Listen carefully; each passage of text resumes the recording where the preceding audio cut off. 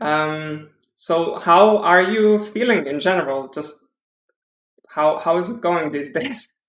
It's it's okay. It's fine.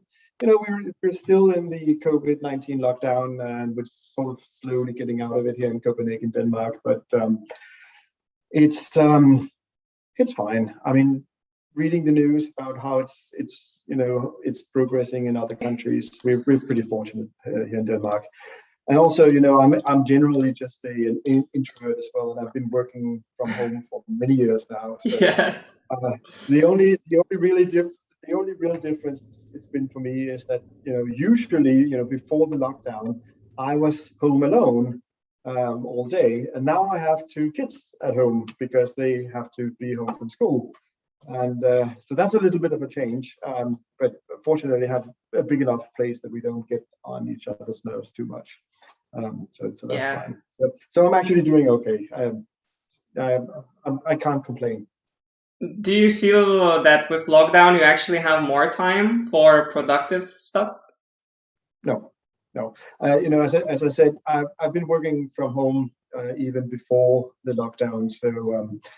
So I was used to being able to sort of manage my own time already. So, and I felt when I made that transition from working in an office to working at home, I feel that made me a lot more productive back then.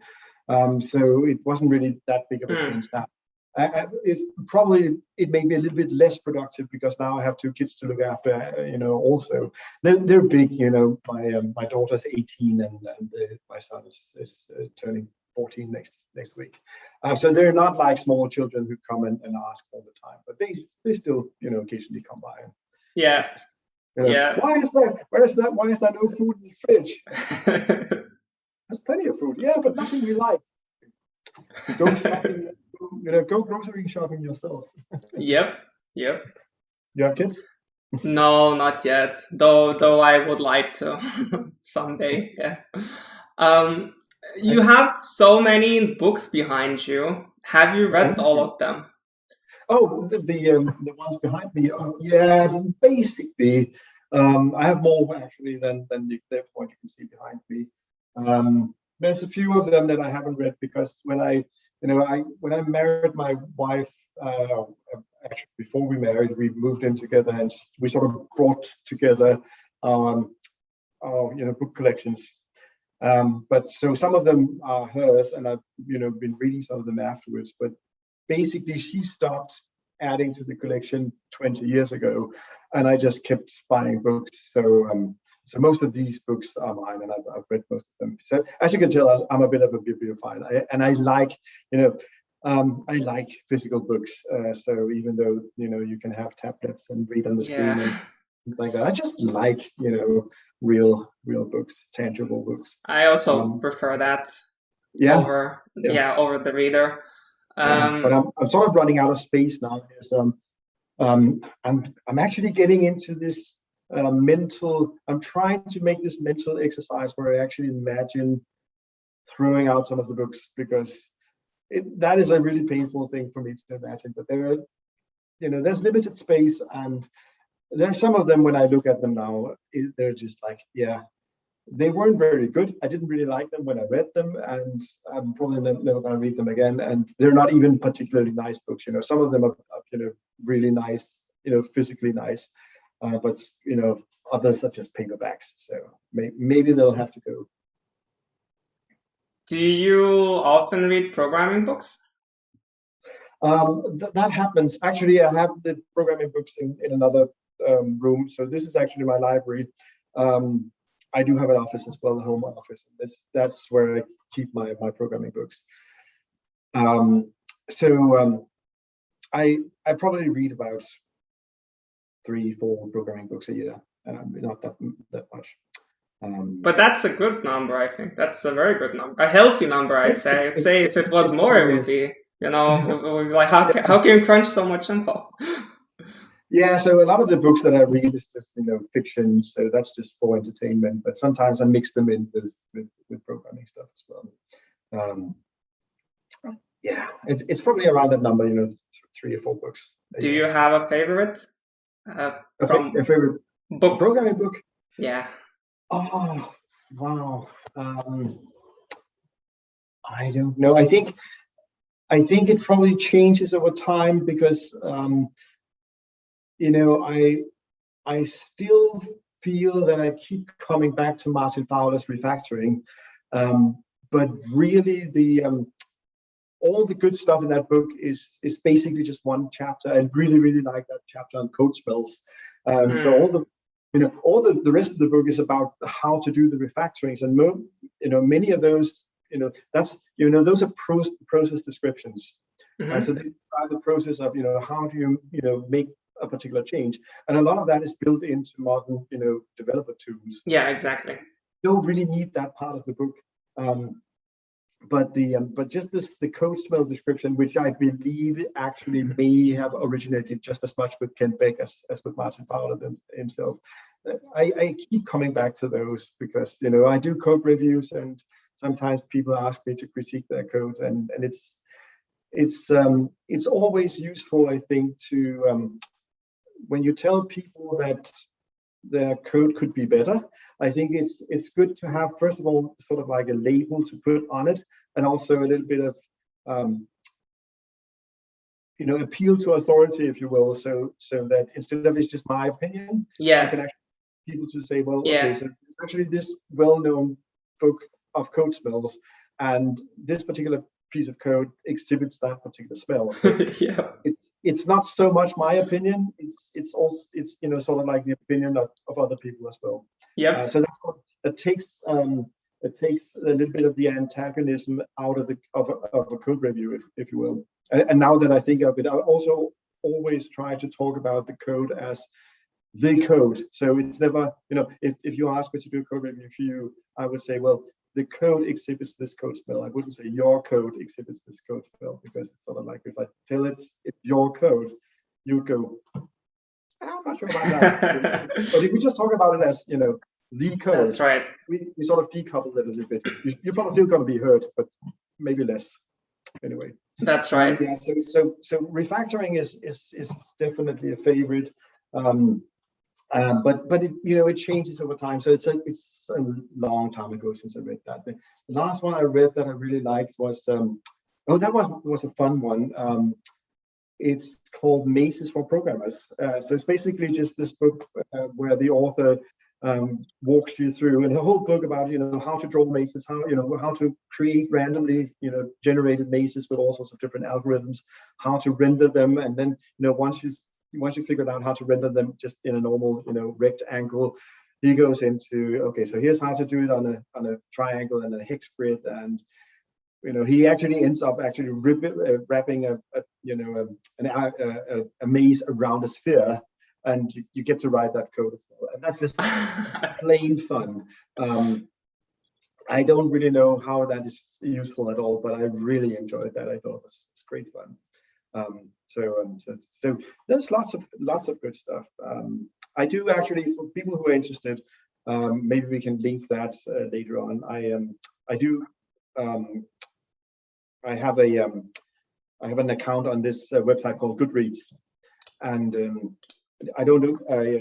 Not only do I rate all the books that I read, I actually also write small. What do you call it? When you. Okay, so here's my English is just reviews. Reviews. Thank you. Yes, exactly. I could only think of the Danish word. Yeah, but I do write all reviews. Some long, some small. But I just try to write down my thoughts about a book as I've read it. So if people are interested, they can go and find me on Goodreads and see all my reviews, and they can all you can filter on the software books and just look at those if that's interesting to people, and you can see what my feelings about those books were. Yep, nice. I find it interesting to I started doing this a couple of years ago, just actually writing a review, because I found myself sometimes looking at some of the books in my library and thinking, I don't really recall what I thought about this book. I know that I've read it, but I can't really remember exactly what my feelings about it was when after I read it, and that annoyed me a little bit. So like 3 or 4 years ago, maybe a little bit longer, I decided, well, I should probably just write it down as I read the book, so that I can always go back and see what what is actually my opinion here. So that's why I do that, and I do that consistently with basically everything I read now. And you might as well, when you do that, you might as well do it publicly so that other people can benefit from it as well. And I guess based on this logic, as I also follow this logic, I also educate people and do lessons online weekly, and do wikis and such, and answer questions. And I also follow the same principle that like the best way of learning is actually teaching other people. So I guess based on that logic, that's is that your main drive for blogging for so many years, writing programming blogs? I don't know. I mean, I think my main drive for that is basically just that I like writing. I've always liked writing. As far as I can remember back, I wrote for fun. I'm 50 years old now. So when I started learning to write, it was just writing in hand. So we did that for many years in school. And I remember, even as a school kid, I would write, stories, horrible stories, kids' stories. Still, I just write because I loved writing back then. Yeah, so that's that itch has always sort of been with me, and the need to maybe not tell stories, but that's what I wanted to do when I was young. I wanted to tell stories, but then you sort of, at least what happens to me is, you sort of realize that maybe you're not particularly good at telling stories, but you might actually be good at writing, even though there's no storytelling involved, if that makes sense. Anyways, I couldn't really think of a lot of good, fiction to write, but I figured out, once I had some professional knowledge, writing that professional knowledge down came quite naturally to me. So that's, it's hard work. Writing in the blog is actually also pretty hard work, but it's also enjoyable. So I hope, and I think a lot of programmers can sort of, recognize that feeling that it's work, and you might not do it if you didn't somehow get paid to do it, but it's still also enjoyable. So that's sort of, what it is with the blog. So I started doing the blog 13, 14 years ago, for various reasons. I think I was like maybe 5 or 6 years into my programming career, and I was looking at the progression, and I could see that I would probably fairly soon hit some sort of ceiling where I couldn't really progress much more in my career in just normally. The crazy thing is, I did some other things before I became a full-time professional programmer. So I had sort of like I just sort of gradually came into the whole profession. But my first professional programming position was in 1999, and back then, everyone just wanted programmer. So my first programming job, I was a senior programmer. I had 0 days of professional experience, and I was a senior programmer. Yeah, it's insane. It's crazy. And I suppose it's not quite like that. But anyway, so after 5 or 6 years, you couldn't really reach much more of a or at least the way to progress, after having done that for 5 or 6 years. It looked like it would be really difficult. Lots of people went into management because that's the way to sort of yes. Further your career if you think that that's an improvement. But I really like programming, so I didn't want to put the programming away to become a manager. And I'd been going to conferences for a couple of years already at that time. And I was looking at the people who were giving the talks at the conferences and so on. And I noticed that, they seemed to have something going that was a little bit more than just being a regular programmer.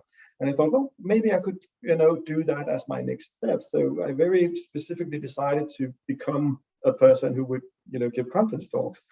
And I thought, well, one of the things that I've noticed a lot of the conference speakers were doing was they were also blogging. And I thought, well, getting into a conference is probably not that easy, but starting to blog is fairly easy to do. Yes. So I started to do to blog in, I think, 2008, something like that. It still exists, actually. I worked for Microsoft back then, and I started blogging on. They had sort of like a blogging platform that everyone who wanted to start blogging for Microsoft could go and use. So I used that, and I blogged on that for 3 years, and then I lost the job in Microsoft because of the financial crisis. They shut down the product group that I worked for. The whole product shut down. So I had to figure out what to do. So that's my private blog. I've been running that for 11 years now. But the old Microsoft blogs actually still exists. You have to go through some redirects. I agree. It doesn't look very good because it's sort of like, no, because they've been migrating the platform 3 times now, and they just automatically migrate all the content as well. Yeah. So a lot of the formatting, particularly all the code formatting, doesn't really look good anymore. But it's still there, so you can sort of most of it is completely irrelevant because it's things about how do you configure this particular COM+ component to work with some ancient version of SQL Server and running on Vista or something like that. Yeah, legacy basically. Yeah, so it's okay, but I just find it a little bit intriguing that it actually still exists. So yeah, that's the long answer. For someone who would aspire to go out and talk in conferences and stuff like that, would you say that actually blogging is the way to start, like doing something a little bit more than your main job and be public? I actually don't know, because I recently had this discussion with a good acquaintance on Twitter called Mike Hatlow. I wrote an article recently about I think you should try to not fall into the trap of being a passionate developer, because that might lead to burnout. I read that one as well. Yeah, and Mike Hatlow, who's always a very thoughtful guy, he was not sure that he agreed with me, and he came up with a couple of counter examples of young programmers who were blogging and doing things, going to conferences and so on, that he thought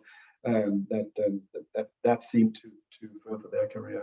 And I'm not saying he's wrong. I mean, it might actually be. I'm just saying what worked for me 15 years ago may not work today because circumstances change.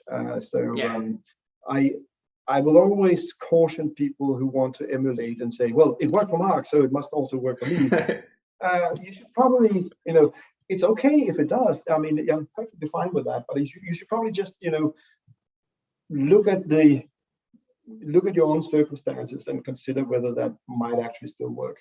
One of the things that worry me a little bit about this approach these days is that when I started blogging wasn't such a big thing. It was a pretty new thing at the time, to the point where basically if you had a blog, you could that was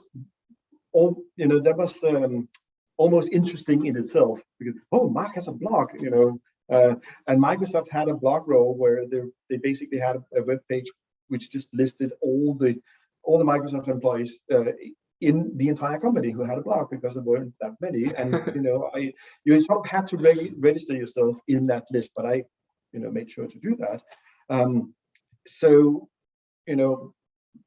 at that time, just having a blog sort of made you a little bit interesting already. And I'm not really sure that that's the case today, because there's so much more content on the internet these days Right. back then, that it might not work. But it's not that I have better ideas. So if you come to me and ask me what should I do if I want to do something else than just being a what Scott Hanselman calls what do you call it, dark matter developer. If you want to be a little bit more than that, you should probably do something in public, because his whole idea, the whole definition of this dark matter developer is, the reason he used that word was to say, well, there's a lot of developers out there, but they're not like the dark matter in the universe in the sense that we know that they're there, they must be there because lots of software gets produced, but we can't really see them because they're never public. Yeah. So there's nothing derogatory in that term, even though it sounds a little bit derogatory, but I don't really mean it. I have a really good friend who's a former colleague who I respect highly. I mean, he's probably one of the best programmers I've ever worked with, but he's not public at all. So he fits that description as well. He's a dark matter developer because I know he exists, and a few other people in the world know he exists, but you have never heard about him. So I think if you want to do something more than that, you should probably do something in public. But I don't know what it would be these days. I mean, if you could do programming things on TikTok, that might actually make you more popular than. Yes. I don't know. Yeah. Well, yeah. Scott Hanselman does that. I saw a few of his TikToks of programming. I think he gives even short tips. I haven't even seen that. He does that actually. Okay. It's okay. It's actually interesting because attention span of young people is short. So whatever, as long as it's useful, short, and entertaining, they'll go for it. So some things that I've heard some people do nowadays is they stream their programming on Twitch. Yes. And I've never seen that.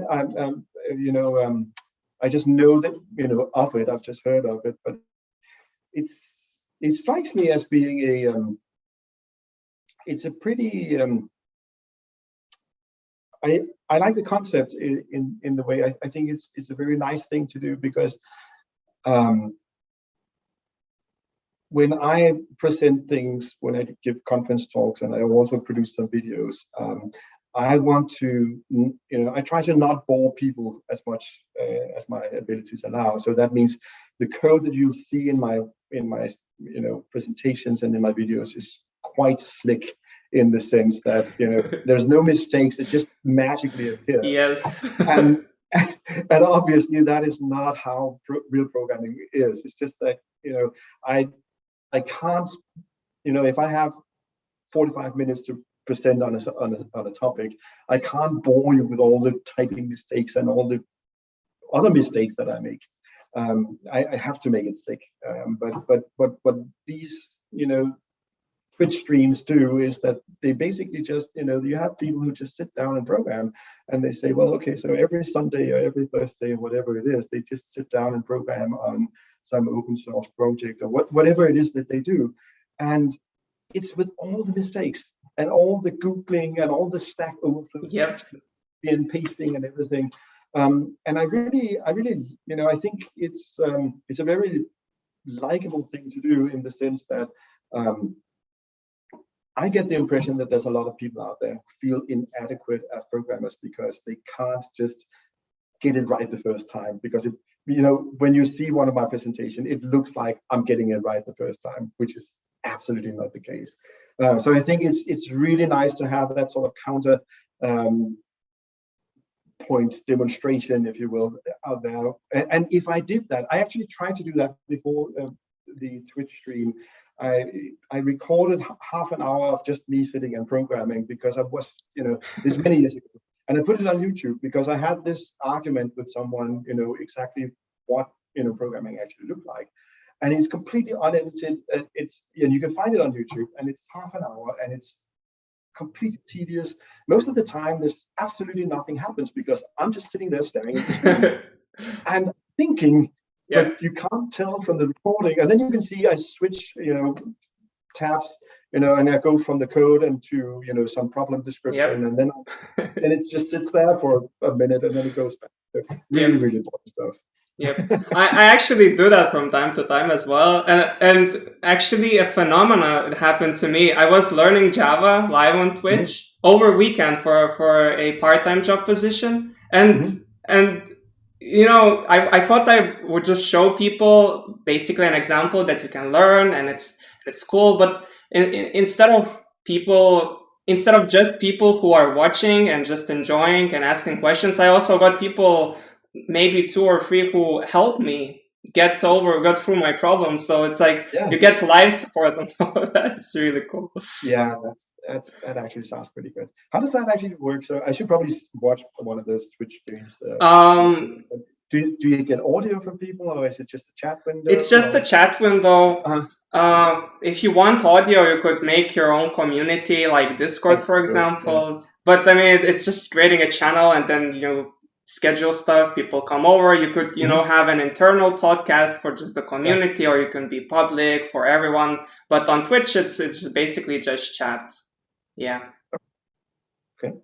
But I know that there is an ability also to cooperate on Twitch. Like you can have like split screen, like discussions and stuff.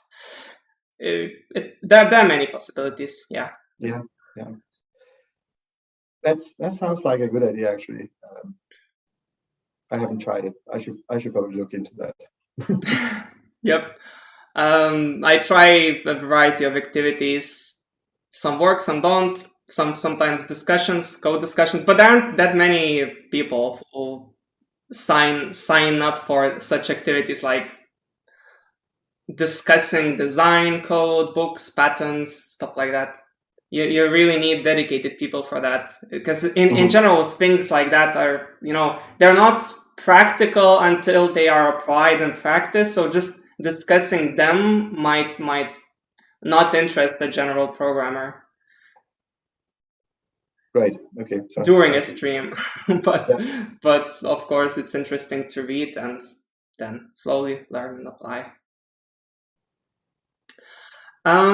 So you've been in programming for how many years now? Yeah. So as we talked about, the first real, professional programming job that I had was in the beginning of 1999. So that's 22 years.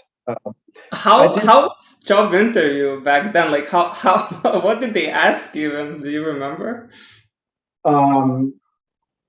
That particular job was basically I had I worked for a couple of years in the IT department of a Danish company, and an international Danish company, doing what IT guys do, mostly fixing printers, which is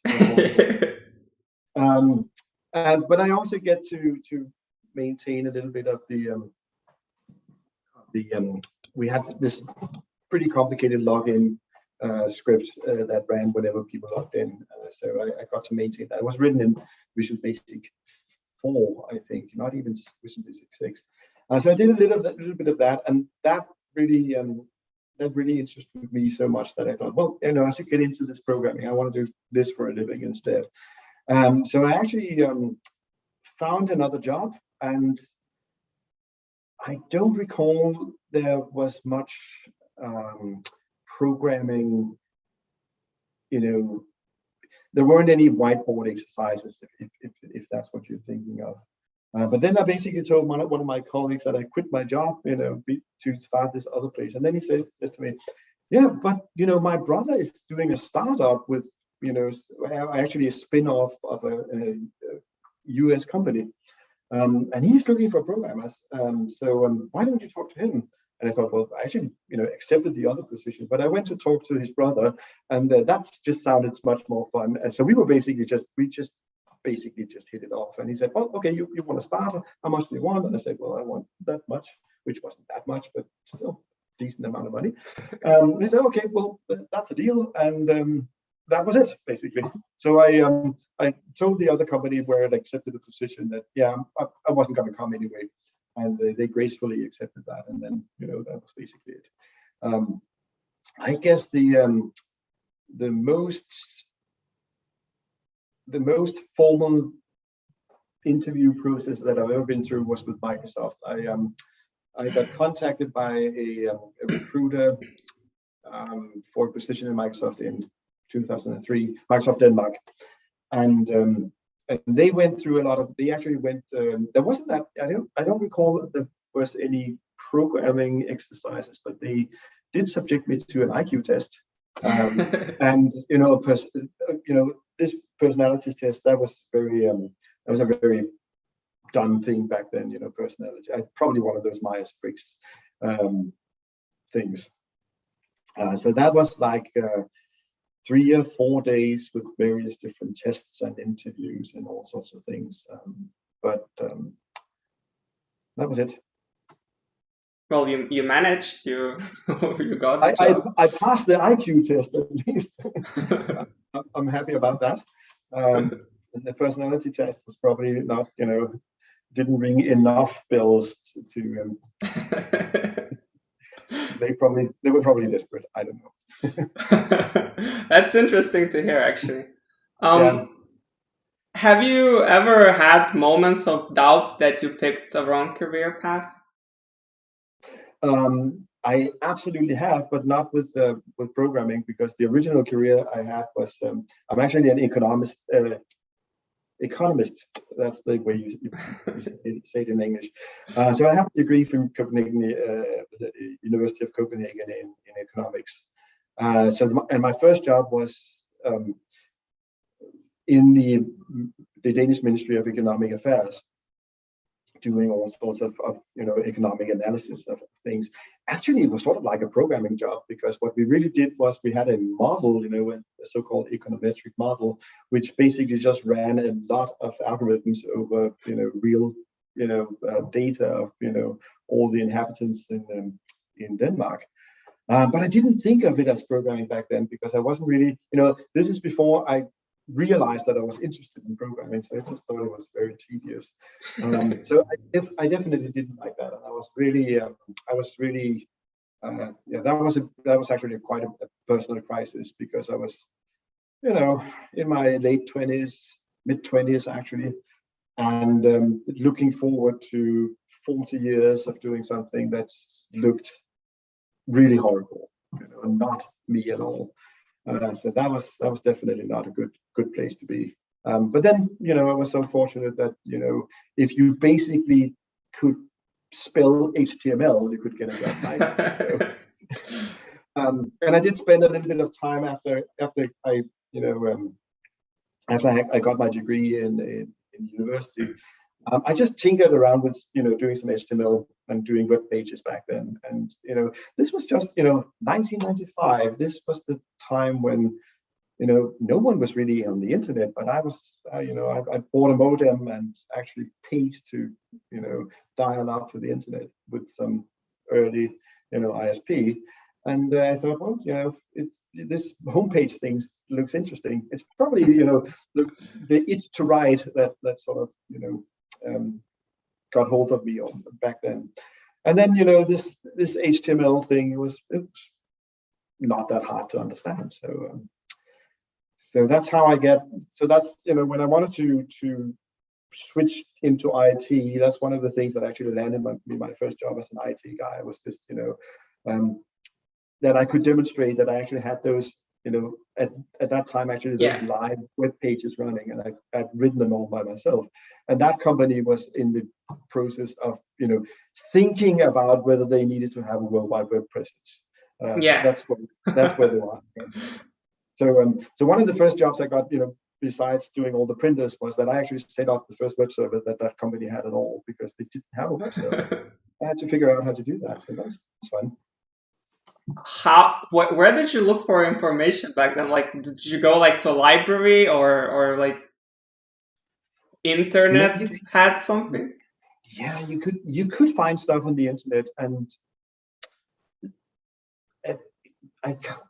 I'm almost struggling a little bit to remember exactly how you found information back then. But there were search engines, they weren't as good as as Google became, but there were some. Most of the search engines were actually indexes, so there were actual people who had sat down and written all those indexes.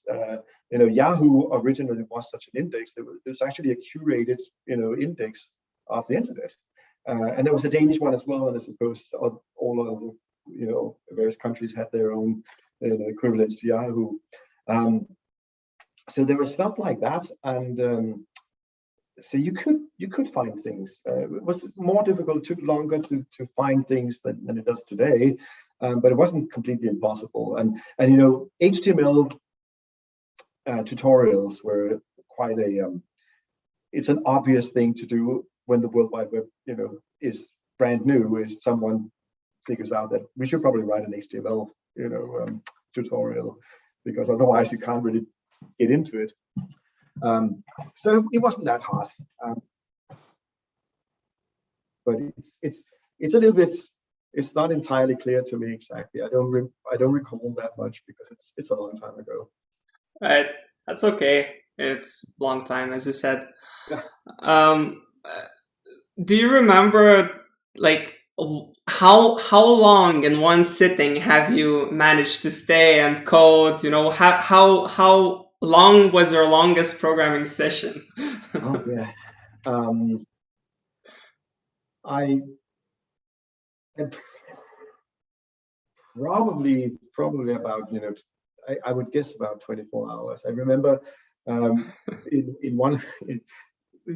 It's not something that I do very much. It's more like something I did when I was younger. I remember we in the first real professional programming job that I had, back there in 1999, we were doing a business-to-business e-commerce site, and that was really a new thing back then. It wasn't really much of a done thing, and I've never I've never programmed a B2B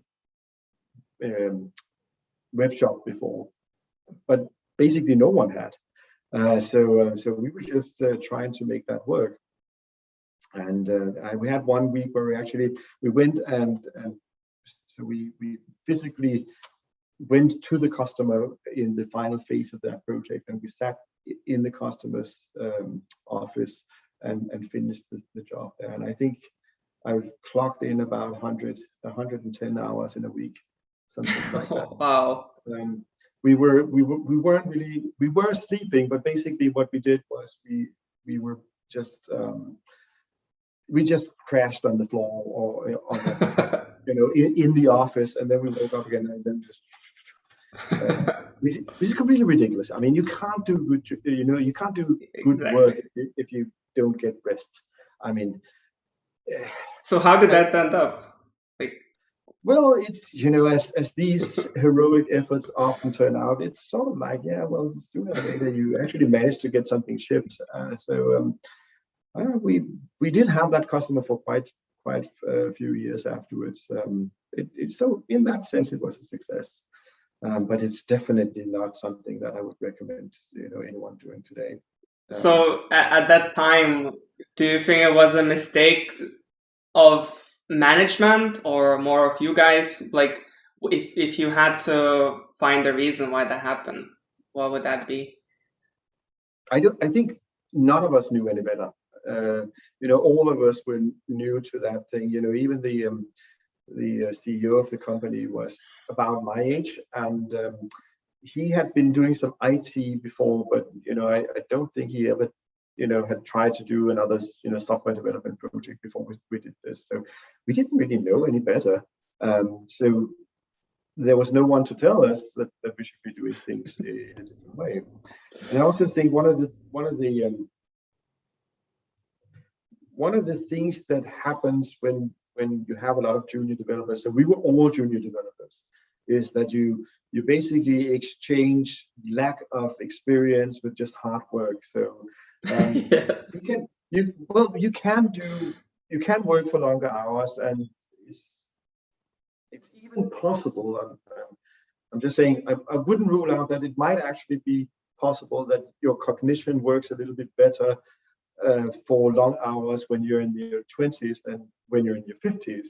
But of course, now when I'm in my very early 50s, I have a lot of experience to draw on, so that sort of makes up for that. But I don't have the same degree of endurance that I had back.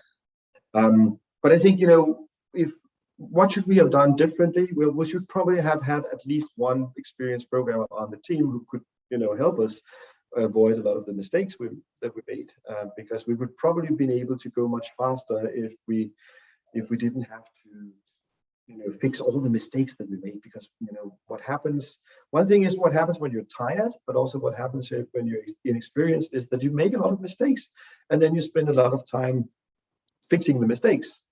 And I'm not saying that as an experienced programmer that I don't make any mistakes at all, because I definitely do. But I would still like to believe that I make fewer mistakes now than I did. Yep. So some of the mistakes are avoidable, and that probably means that you could probably go faster even with fewer hours if you do that. So just having one experienced person around to say, okay, guys, what you're doing right now that's not a good idea. Have you tried this instead? That would have been really great. But we didn't have that, so you have to learn the hard way then. Yeah. Do you regret doing that, or like, do you think you would do the same? Like, if you had the same experience, same setup, you would do the same? Yeah, I had good colleagues. We had much fun also, even though really, really hard work. Yeah. It was, still it was overall a good experience, But I hear lots of stories about people, in this whole crunch culture that you have. You hear a lot about it in Silicon Valley, where people are being treated really poorly by their managers, and they're just expected to work those long hours, and you basically just, if you don't work those long hours, you get fired. So it's sort of like the long hours are just, that's basically just the minimum. I could imagine how soul crunching that could be. So I'm definitely not, I'm not trying to glorify the long hours at all, but we actually had lots of fun because we liked each other, and the CEO of the company was our age, and he was also just a young guy trying all of this stuff from the first time, and he was really supportive. And when he couldn't program, he just went and got lots of candy for us. And back then, if you wanted to hear music, you had to have CDs. So he came and he went to the shop and bought CDs for us and came back with those and so on. So he was just trying to make this experience to be a really good experience. So this is one of the nicest, bosses that I've ever had. So that makes that whole sort of experience much better. Yeah, so, I agree. Yeah. I agree. Bosses that empower rather than, that manage you are the bosses that you want to work for. Yeah, I've been fortunate to have, quite a few of those. I've had the opposite as well, but I've had more than one supportive, manager,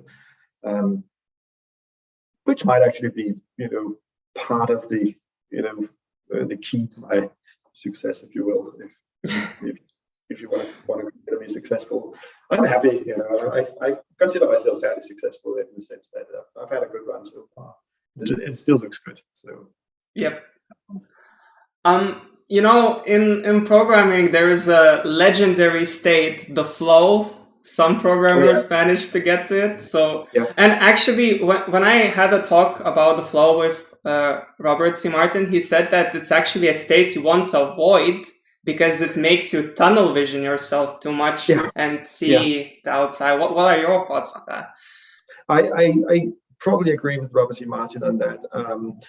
The flow state, or programs often call it to be in the zone, it's a really pleasant state of experience because time just flies. You don't really notice that time goes by, but you're so deeply engaged in what you're doing.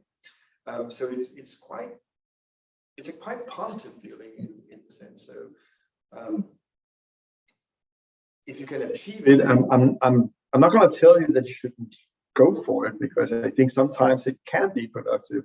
But I also think you need to be aware that there is a trap in that state of mind, in the sense that you are so engrossed in what you're doing right now, is that you may fail to stop and think about the big picture.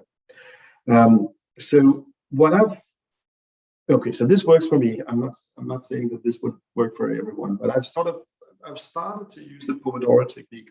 Actually, not the Pomodoro-Technique, but this 25 minutes period technique, and I'm using it. When I have to do some work that I don't want to do, I use use it for the same reason that everyone else uses it, because it's just like, okay, it's a way to sort of bite off all the horrible things that you have to do into small manageable chunks where you go, okay, I can do 25 minutes. I really hate this, but I can do it for 25 minutes. And then you sort of get it done. But I've also started to do anything for programming that I actually find fun for the exactly opposite reason, because here the idea is not to get started, but the idea is actually to take a break. So when the Pomodoro, dings after 25 minutes, I have this rule that it's okay to just, spend a couple of minutes to finish off something if you just want to leave things in a nice state. But then I have this rule that I have to get out of my chair. I have to leave the room. Something happens to the brain when you actually get out of your chair and leave the room. Just stepping over the threshold of your door does something weird to your brain.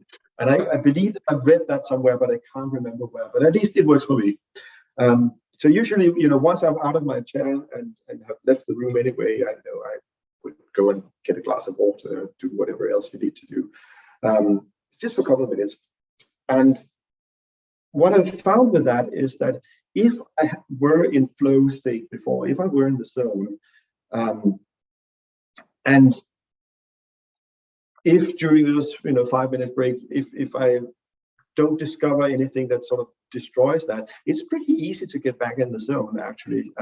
At least, I usually work with test-driven development or some other, fast feedback cycles.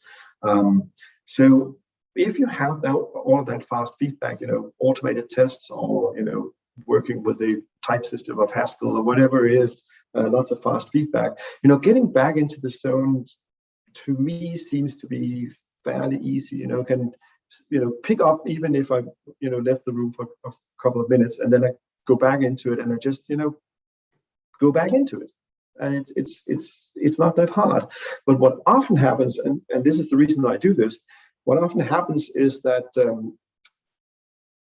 when I'm away from the problem, all of a sudden I realize that, all right, okay, so this is actually going really well, but 3 hours from now, I can predict that if I end up where I'm aiming at the moment, and I, want to move on to the next step in, a multi-day project, it's never going to work, because I suddenly realize, okay, I can spend the next 3 hours getting this particular thing to work, but then that's going to block me, that's going to prevent me from doing what it is that and taking the break makes me realize that. Whereas, Yes. if I just stayed in the zone, I would just have wasted 3 hours, and then I would have discovered, oh, bloody hell, this doesn't work. Yeah. So I actually do that. I take those breaks to be productive. But that's a general thing that I figured out. Productivity happens when you're away from the computer. It's really odd. Obviously, you can't program if you're not at the computer, but all the insights, all the ideas, they come when I'm away from the computer. I agree. I agree.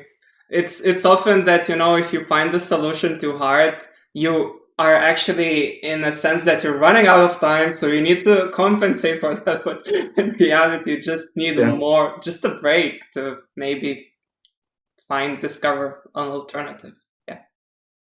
It's one of the reasons why I like these sort of pull-based, task management systems pretty well, So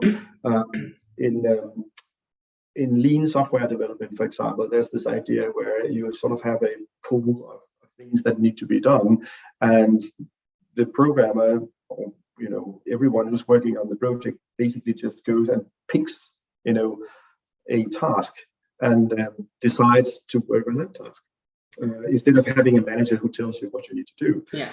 And one of the things that in lean and in other processes, there's a lot of emphasis on this idea about one piece flow, where you should only have you should only be doing one thing. You shouldn't be doing a lot of things concurrently, which I believe is not entirely, or at least I would like to provide a nuance on that. I don't think it's entirely correct, because what sometimes happens is you pick up a thing that is necessary that's a task that needs to be done, And then you work with it a little bit for a little while, and you get stuck on that problem. And I found it very productive to just be able to say, well, if you discover that you're stuck, you basically just put it away. Basically, you're not saying, I'm not going to do this, but just going to say, I'm not going to do this right now. I'm going to put it back in the pool, and I'm going to do something else. As long as it's not urgent, even if it's an important thing that should be done, sooner or later, if you can prioritize as an individual contributor, if you're given the leeway to prioritize enough to say, yeah, this doesn't work for me right now, I'm going to pick up and do something else instead. That could actually make you much more productive, because instead of doing something that doesn't really work and is done in a really bad way that will give you all sorts of problems later on, it might actually be more productive to just put it back and say, all right, I spent a day on this and I can't really crack the nut at the moment. So, you can always go and talk to other people, but if no one has an idea, put it back, pick up something else from that pool of things to do and work on those. And what's often happened to me is that once I completely give up on a thing, put it back into the pool of things to do and do something completely different, the week after, or something like that, it suddenly occurs to me, okay, here's how I should have done this thing. And then you can pick it back up and say, now I know exactly how it needs to be modeled, and it's beautiful. I did it with open source, and where you have this luxury that no one tells you what to do. And sometimes, so I admit, sometimes it took 3 months before that revelation came to me. So I had features lying around for the open source project that just, they were just lying around for 3 months because I couldn't really figure out how to implement them or how to model them.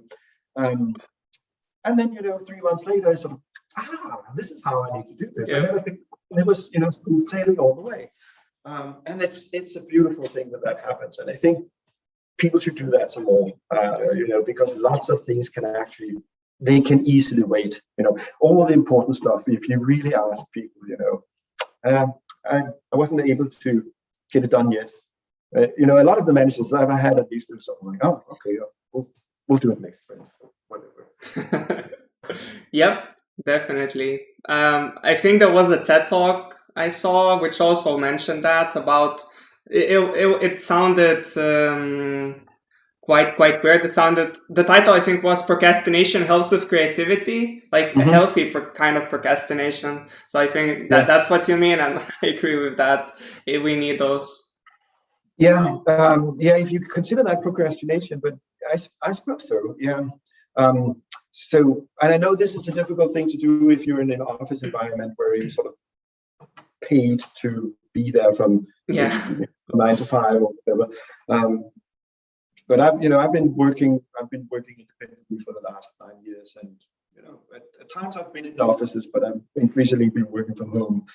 So one of the things you can do when you work from home is that you can go and do all sorts of other things during the day, and then pick up if you're still billing by the hour. I sometimes bill by the hour. Then I work during the evenings instead, because then I can go for a run, and I can go grocery shopping in the middle of the day, and it gives me all those nice breaks during the day where I'm not doing anything that is related to my professional life. And what often happens is that the brain still keeps turning on the problems, even if you're just grocery shopping. So even if you're sleeping, actually.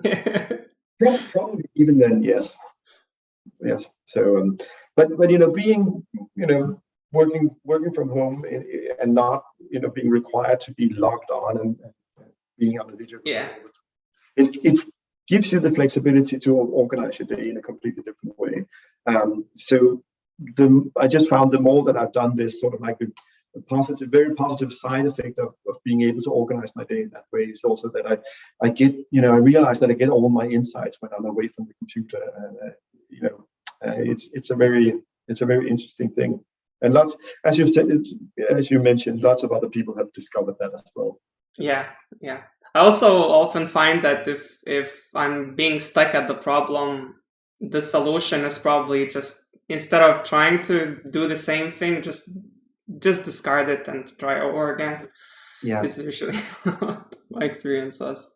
Yes, yeah. So this is, and you know, if you're working with Git, and I think most people do that, Yeah. you know, one of the beautiful things about Git is that, you know, you can always just throw things away, but you don't actually throw them away. You just, you know, create a new Git branch and then just commit it to that branch, and then you just roll back to master, and then you start from scratch again. Because sometimes you figure out that what you just threw away, you may actually need some of it in a way. So instead of just throwing it away, commit it to a Yeah. branch that's still on your hard drive. You don't have to share it with anyone else. But it's one of those things where I saw a talk by Mike Nygaard, you know, the guy who wrote Release It. He's a really interesting thinker in the space of software development. But he talked about a concept called maneuverability, which is actually something that gets from combat, you know, avionics. He grew up on lots of Air Force bases and so on. His dad was a military man. So he picked up this concept of maneuverability, which is basically the ability for a fighter plane to, you know, change velocity and change, you know, exchange,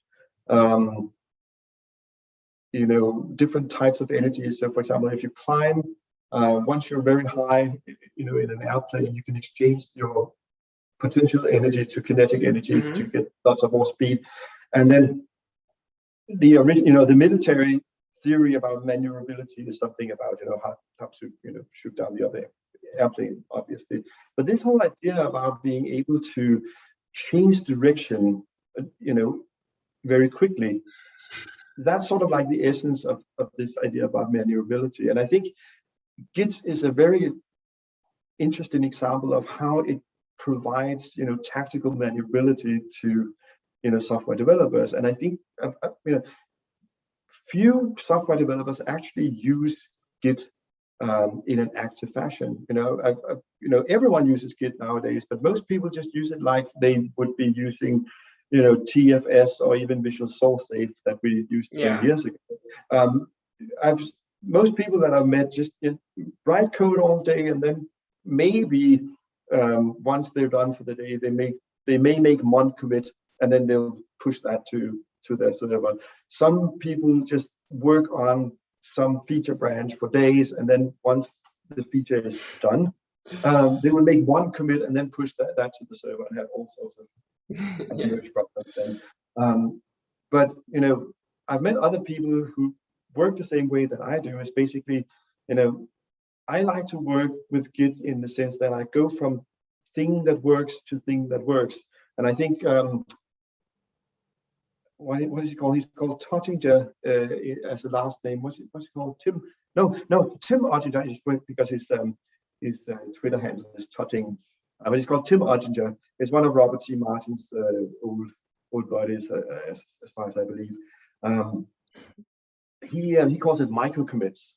So it's basically this notion where you say, well, you have some code that works, and, you know, the definition of works might be, for example, that all tests pass, but, you know, you can redefine what it means that the code works.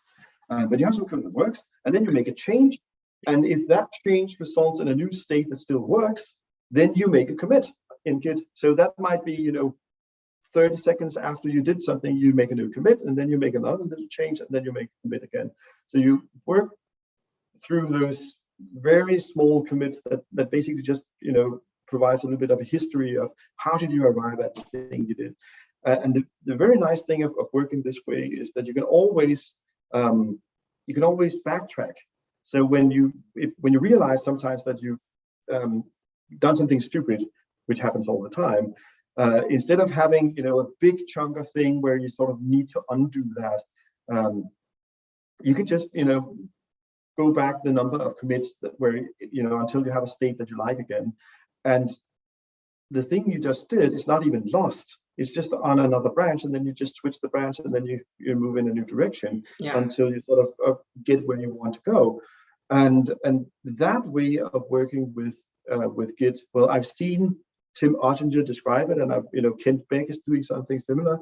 But I've never met anyone in real life. I've never seen anyone in real life apart from myself who does that. And I think that is one of the that is one of the most overlooked productivity boosts that you can give yourself. I mean, you don't have to ask permission for this. You're probably using it already. Just start doing it like that. I mean, it's. I wouldn't say it's so easy, because it's sort of, it requires you to get into this. First of all, you need to get into the habit. But what I've also seen is that most programmers that I've met don't have any training on how to make incremental changes. Yes. Because it's not something, if you're a self-taught programmer, I'm a self-taught programmer, I didn't teach myself, I read stuff and so on, but I didn't go to programming school. You don't really pick that up unless you're just fortunate that someone tells you. And even for people who have a computer science background, my impression is that they don't learn that at all. They don't learn to interact with something like it, or they don't learn to. My impression with computer science is that they don't even teach them how to do test-driven development. They don't, at least in my uni. Yeah. So this whole the process of working in small increments, that's actually, we talked about the book Refactoring a couple of, it's probably an hour ago now. But that's one of the things this book actually contains is, it's lots of little ideas to, how do you move incrementally without, well, there will be, 30 seconds or a couple of minutes where the code is actually broken, where it doesn't work, where it might even compile.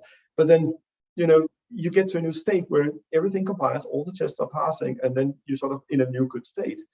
And it just makes things a lot easier to go in those small steps instead of trying to, bite big chunks of work off in one go.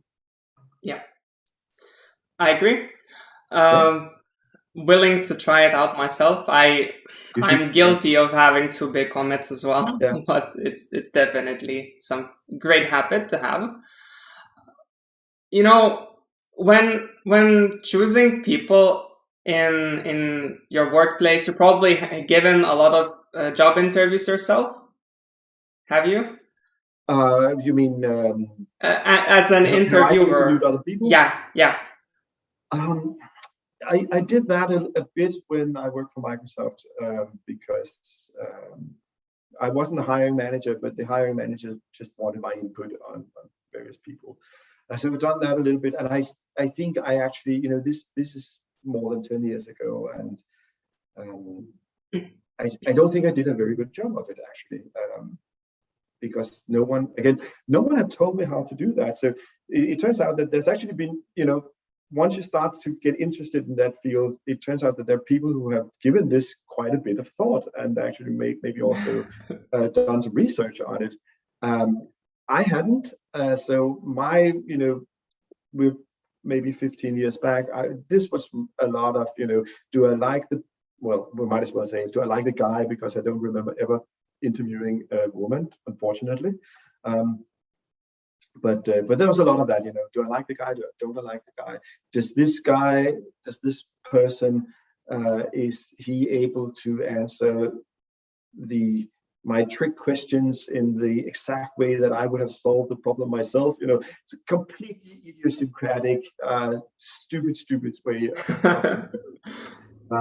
So I did that, but that's a long time ago, and I haven't really, since I went independent, I haven't really been much involved with hiring processes because I'm just me.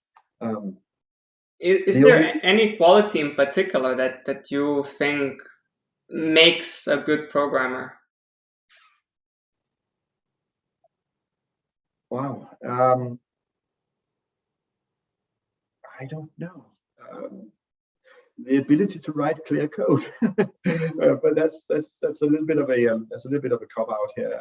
It's not really a good it's not really a good answer, I'm afraid.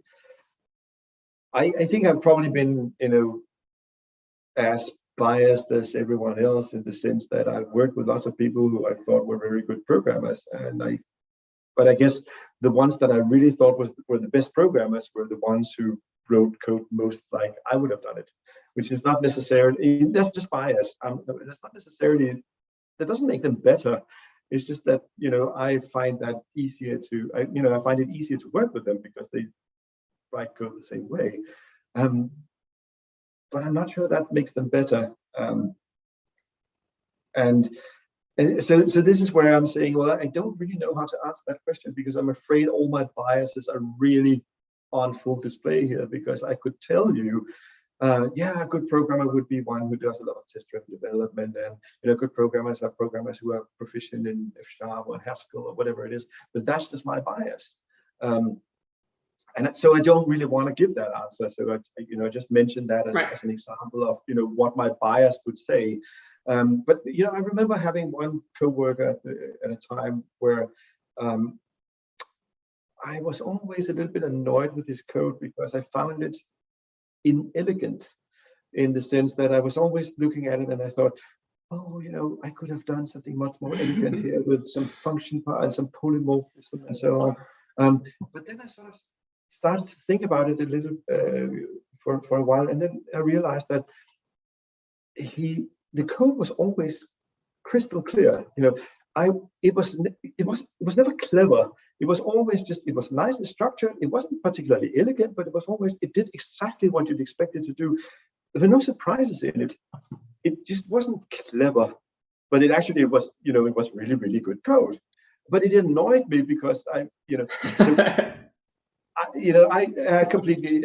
absolutely admit that, I like doing research and development, and I like particularly doing the research part. I'm always thrilled when I learn of new things, new tricks, new ways that I can solve the same problem.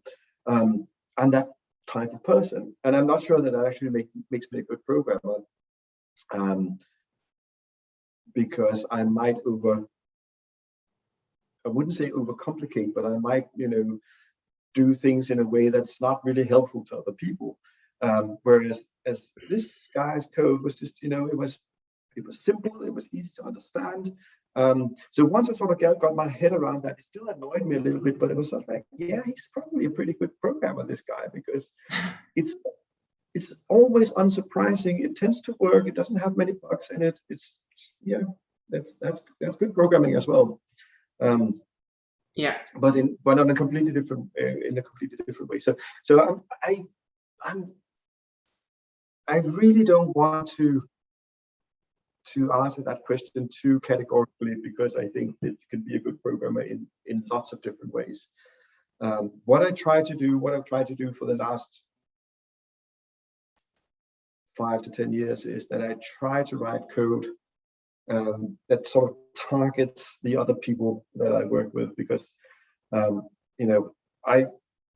really like solving problems, and I like to try to see if I can solve a particular problem in many different ways. But that sometimes means that I might write a solution to a problem that no one else understands. And if I'm working in a team, that's not really being overall productive. I might be able to get, to say, well, I'm done with this feature in a really short time, but then no one else can actually maintain that code afterwards. Even if it's C#, I can write some C# that no one else understands. Yes. And that's not a good idea. So it's probably not 10 years, but for the last 5 years, I've really tried to sort of gauge, where's the rest of the team, skill-wise, what do they understand, what don't they understand? And I think it's important to try to push that envelope a little bit, because, I'm often when I'm working with other people, I'm often there to make them better.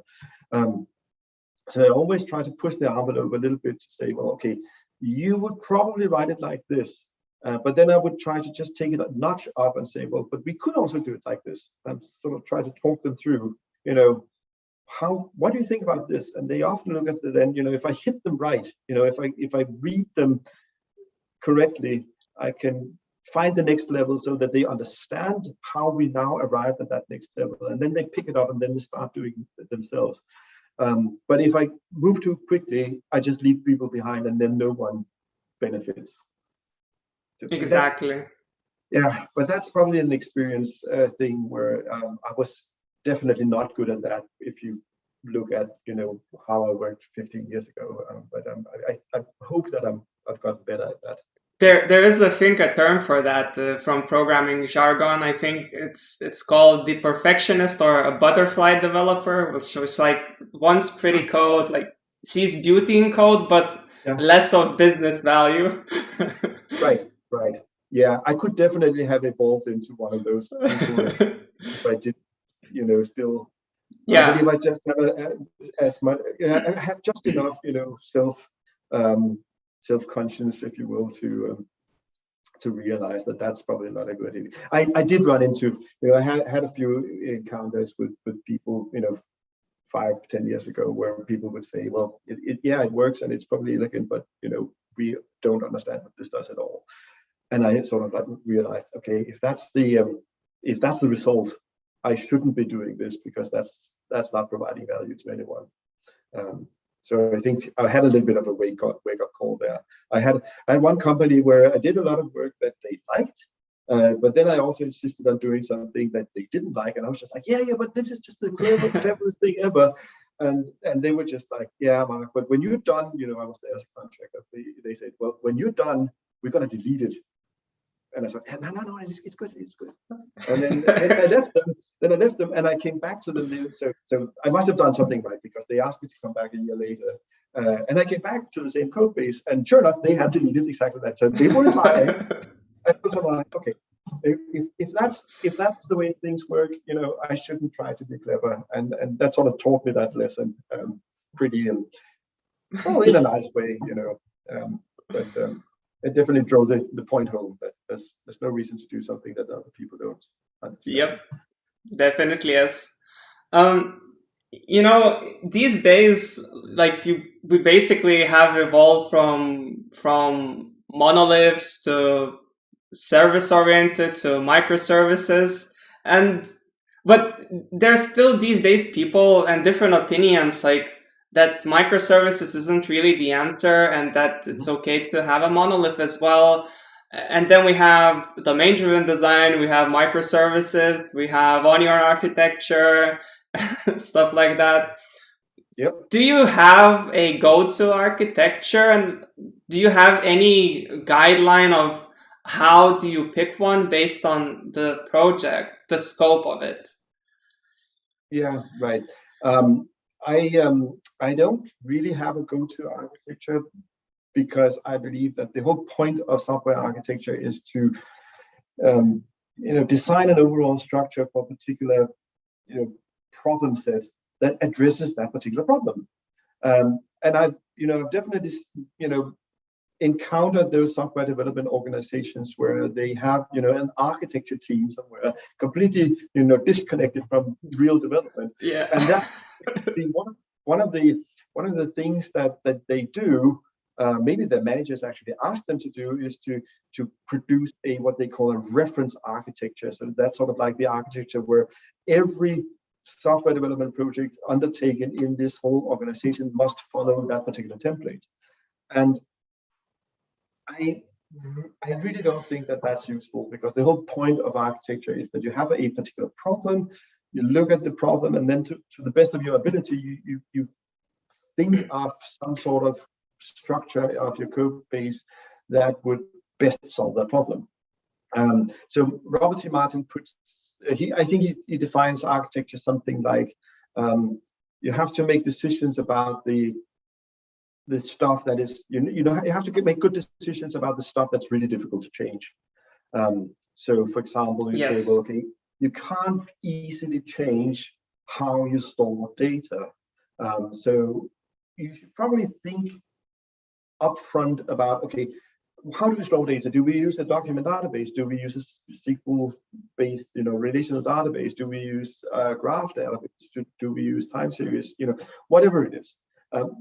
That would be one architectural decision to figure out, okay, how do we actually store data? Or do we use, polyglot persistence? Do we use, do we use some sort of event sourcing, and then we have lots of secondary, materialized views, whereas, one of them might actually be a relational database. That could be a decision as well. But I believe that it really depends on what sort of system that you're being asked to develop, because different problems have different solutions. And regarding data store, do you really think, like, back in the old days, it used to be at the core of things? That's what everything was pointing to. But these days, it's just a bunch of interfaces at the core, and then implementation is just injected. So the whole graph, NoSQL, SQL would be coming from the outside. Or are you saying that if you treat it as something that can be injected, you cannot really optimize for it? Could you clarify what you had in mind about having to consider what data store you use? But yeah, okay. So I'm not sure what you meant by injected there, but let's in Onion architecture, you would have interfaces at the core, and then implementations from the outside that you inject in, let's say, Web API with all the AddDB context or whatever implementations. Okay. But the Onion architecture is one architecture. That's right. Among several architectures. That's right. And it's well, if you ask me if I have a preferred architecture, this is it is a bit of a go-to architecture for me, because I've done it for so many years that I know exactly how it works. But I also view it as a little bit of a again, if we want to say it's sort of like a tactical architecture, in the sense that this is how it's an implementation architecture. So even if you're doing a microservice, you might say, well, we're going to do a microservice, and we have lots of different microservices that might somehow be the entire system. But each microservice, you could implement that as using the Onion architecture, depending on the size of the microservice. So again, just as a digression here, you have this discussion, or this discussion is how big is a microservice? And I'm increasingly beginning to believe that question is not necessarily interesting. But I think the old idea of a service as being this self-contained, I think Udi Dahan calls it something like not a self-contained, but he uses the word authority. So he says the service is an authority. That's sort of that's the overall system that owns a particular set of features and data. I can't remember his exact wording of the definition of a service, but this predates the idea of a microservice. That's just when we talk about service-oriented architecture. But basically, microservice is just a rebranding of service. Some people call it service-oriented architecture done right. It's a bit of the same idea. I call it service-oriented architecture with single responsibility principle in mind. That's not a bad way to put it. That definitely makes sense as well. The way that I understand microservices is that it originated from this idea where it's not really you're not trying to solve a technical problem. You're actually trying to solve a personnel problem, or a project management problem, in the sense that we've learned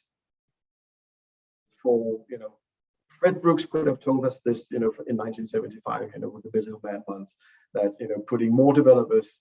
He told us that in 75, putting more developers on a project just makes it slower, or makes it more late.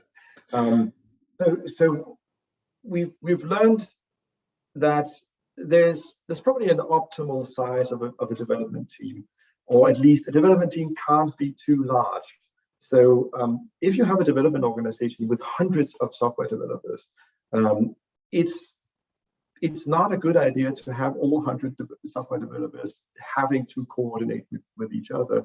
So I believe that the first organizations that went through the microservice, in that direction, was it Netflix or was it Spotify or some other company? Netflix, I think. But they are the pioneers, yeah. The way that I understand it is that they mostly did it, because they wanted, to have smaller development teams that could work autonomously from each other. And then you sort of say, well, so it's also called the inverse Conway maneuver, because you have this, Conway's law that says, that the structure of the organization will be mirrored in, or you can tell from the code and the way that the code is structured, you can tell how the organization is structured, something like that. So they, I think, very wisely realized that, you know, if we have hundreds, maybe 1,000 developers, trying to make one big code base work with 1,000 developers creates so, you know, so much overhead with coordination and so on, that's not a good idea. So instead, they might actually, you know, try out to say, well, let's have small teams that each make an, you know, an autonomous piece of software, and then they somehow have to figure out how to make that work together. That makes total sense to me. I think it's a very reasonable thing to do. But that also means that, you know, I often, you know, I also answer lots of questions on Stack Overflow and so on. And so I see lots of questions there, and I hear people talk about, okay, I want to do this microservices architecture, blah, blah, blah. And then the question comes, and then, you know, the overall question really ought to be, well, why do you want to do this as microservices? Because often you have one developer who asks, I want to do this microservices architecture. So you're one guy or girl, but you're one person and you want to create 10 services. Why? Why do you want to do that? Learning purposes, yes. That's valid. That's valid. I've done lots of things to learn, but I think if you do that, I just think you have to think about ethics. You know, this is another kind of. So often when ethics or morals come up these days in software development, it's often because we're discussing, you know, what does artificial intelligence do with ethics? So if you work for Facebook, is that really you know, an ethically sound position to be in? You know, given how Facebook, you know, impacts society. But I think there's another ethics question that we also need to be aware of, and that is, are we doing the work that our employers expect us to do? You know, on a very overall level. Again, you know, if you have a micromanaging manager, you know, that tells you what to do each hour of the day, that's probably not, you know, much of an ethical dilemma. But if you're working more on your own, and you sort of have, you know, you have someone who pays your bills, you know, even as a contractor, I still have clients who pay my bills. You need to ask yourself, okay, so I'm the technical decision maker here, and the person who pays me is not really able to, you know, evaluate whether what I'm doing is actually the best way of doing things or not, because they don't have the technical knowledge. So what you could do if you were not an ethically or a moral person is that you could just do a lot of that, you know, CV-driven development, as it's called, you know. So you do a lot of software development just because it looks good on your CV.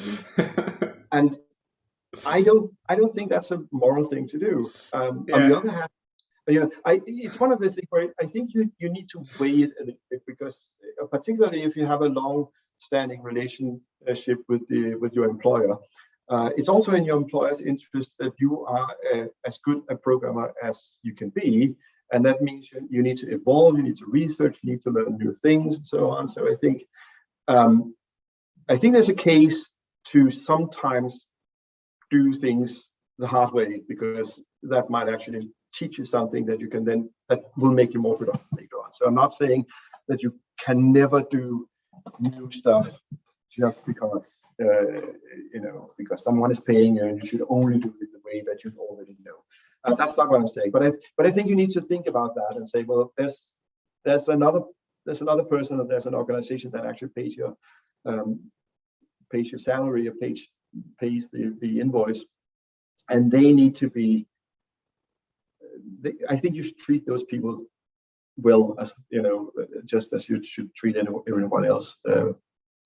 At least you should treat them as well as they treat you. That's right. That's right. I also had a colleague who used to say that we're not being paid to write perfect code. We're being paid to write good enough code. Yes.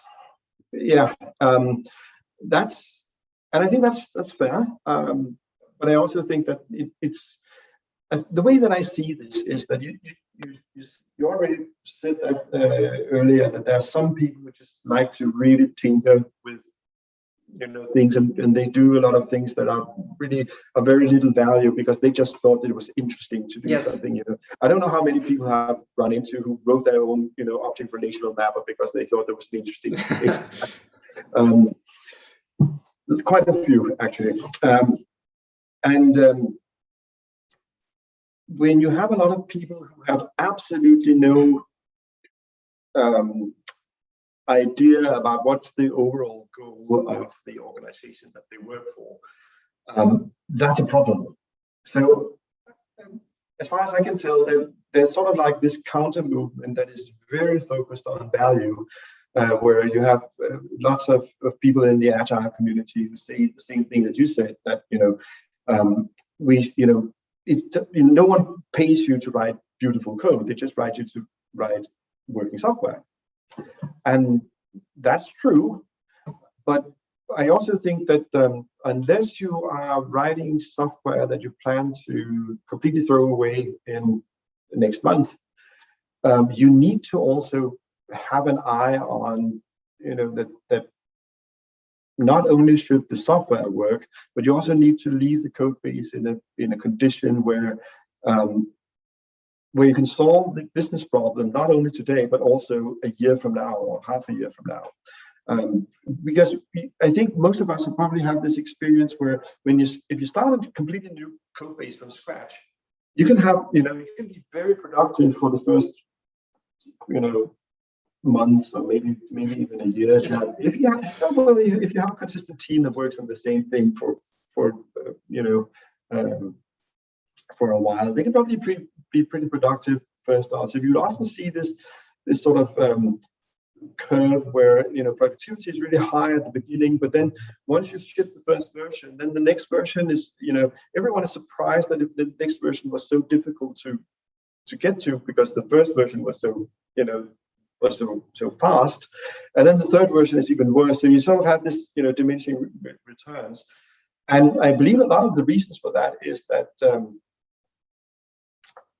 this happens if no one is paying attention to the quality of the code, because you can get stuff done, but when you're starting from scratch, but then as the amount of code builds up, it becomes harder and harder to add new features, because every time you try to add a new feature, then something else breaks, and then you have to sort of try to you pick at one end, and then you see that something moves in a completely different part of the code. That's why we call it spaghetti code, because it's just like everything is just tied together in a knot.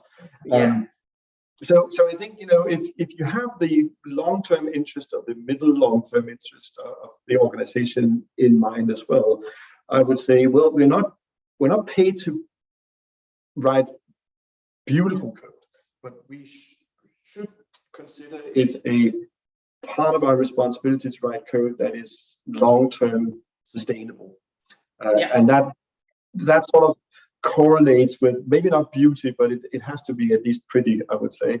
That's sort of like a pretty strong correlation there, that the thing that most people consider pretty code is also tends to be the maintainable code. Yeah, I agree. And last question, what advice has stuck with you over the years personally, or maybe what would you like to advise others as a programmer or as a person, as a professional? Wow. Well, as a person, I would say the most important thing you can do is spend less than you earn. That's the economist in me, I've actually met lots of people who sort of live just at the edge of their earning ability. I've never done that. I've always spent way less than I earn, and it gives me a lot of freedom these days. So that just takes stress out of life. Some people call it "fuck you" money. Having enough money that you can say, well, any employer, any client that you have, well, fuck you. I'm not gonna, I'm gonna stand this. I'm gonna not make any money for the next 3 or 4 months, but however much money you have, and then I'll find something else to do. The ability to walk away from a horrible situation is probably one of the best things you can have. That's my absolute number one advice. Have earn more than you spend, if at all possible. And I do realize that there are probably people in the world that can't do that, but I don't believe that there are a lot. Because programmers are already privileged. So if you're a programmer, you can probably organize your life in a way. Well, again, I'm probably forgetting about there's some people that just have difficult lives for various reasons. So I'm not trying to be privileged white man, which I am. But if at all possible, that's probably the best advice. Programming wise, I would say get into fast feedback cycles. Make the feedback as short as possible. That is really there's lots of different ways to do that. Automated tests. Picking a language with a strong type system like F# or Haskell is really a boost as well. But different ways of doing that. But I'm not going to tire you with all those things. But other people have probably said that already. So I think we're probably running up on time anyway, aren't we? Yes, we are. As you noticed, I can ramble on and ramble on and ramble on. But it's good stuff. It's interesting stuff to listen, and I enjoy. I hope so. Yeah, I enjoy it. I love listening to that and discussing like that. So for the final thing, would you like to add your contacts, something, books, contacts, media, if you would like? Yeah, well, the best way to find anything about me is just finding my blog. So I don't know if you have a way to put it on the screen, but it's blog.ploeh.dk. You probably know that already. Yeah. There's a page, an about page there with all my contact information. So even the Goodreads profile, if you're interested in my book, it's all there. Thank you very much for your time. I hope you enjoyed it, and I had a blast. It was a pleasure. Awesome. Very happy to hear that. Also, would you like, I know the team, the Twitch Live Coders team, would you like to be a part of that team? If you would like to, to do live coding on Twitch, it could help you as well. I should probably just, be a passive observer first to see what I'm getting myself into before I start doing that. So, but if you can send me a link or something to that. I will send you something on Twitter. Okay. Yeah. Sounds good. Awesome. Thank you very much once again. Sure. Bye. Bye.